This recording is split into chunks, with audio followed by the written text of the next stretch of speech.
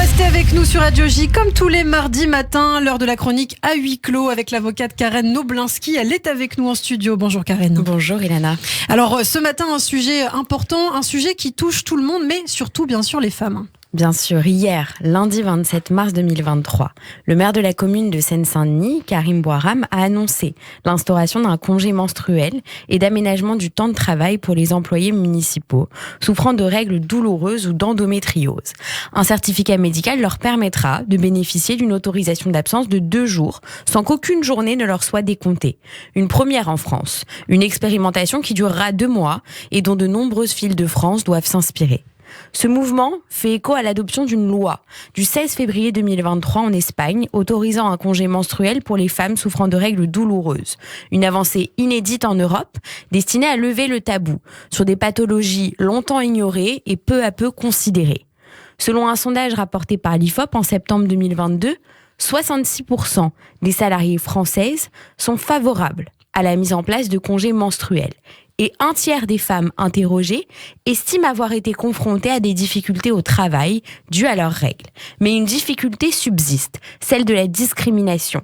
82% des femmes interrogées craignent que le congé menstruel soit un frein à l'embauche ou à leur évolution au sein de l'entreprise. En France, 1 femme sur 10 est atteinte d'endométriose, une maladie reconnue comme affection longue durée depuis janvier 2022, et cette reconnaissance permettra une prise en charge à 100% par l'assurance maladie.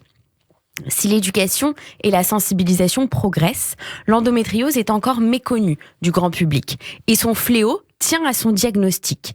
Les retards sont importants. En moyenne, les femmes apprennent la maladie 7 ans après qu'elles ne se soient installées dans leur corps. Et pourtant, l'endométriose apparaît parmi les 5 premières causes de stérilité féminine. Des douleurs souvent invalidantes, fatigue, dépression, stress pendant longtemps. Les symptômes ont été relativisés au point de les ignorer. On ne se posait pas vraiment de questions en fait. Si les femmes souffraient au moment des règles, ce n'était que le fruit de ces règles et dans l'esprit collectif, c'était bien normal que la femme souffre 1 fois par mois. C'est un peu ce qu'on entendait de nos mères, de nos grands-mères. Nombreuses sont les femmes qui ont souffert en silence pendant de nombreuses années sans savoir, ni comprendre qu'il s'agissait finalement d'une maladie qu'elles auraient pu soigner longtemps auparavant, mais l'éducation en la matière a trop tardé. Aujourd'hui, seule l'imagerie médicale permet de détecter précisément la maladie.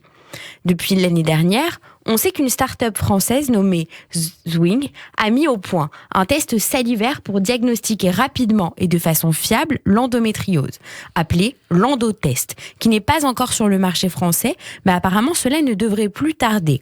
En 2022, Emmanuel Macron annonçait le lancement d'une stratégie nationale pour mieux diagnostiquer la maladie en amont et mieux gérer sa prise en charge.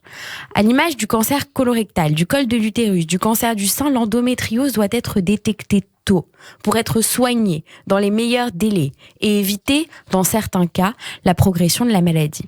Alors ce matin, j'appelle nos dirigeants sans plus attendre à la mise en place d'un dépistage national de l'endométriose. Merci beaucoup Karen Noblinski pour cette prise de position et on espère que cet appel sera entendu effectivement par le gouvernement, l'État français. Karen, on vous retrouve bien sûr toutes les semaines en binôme avec Rachel Fleur-Pardo sur Radio J. On vous retrouve aussi en podcast et en vidéo sur notre chaîne YouTube. À très bientôt. À bientôt.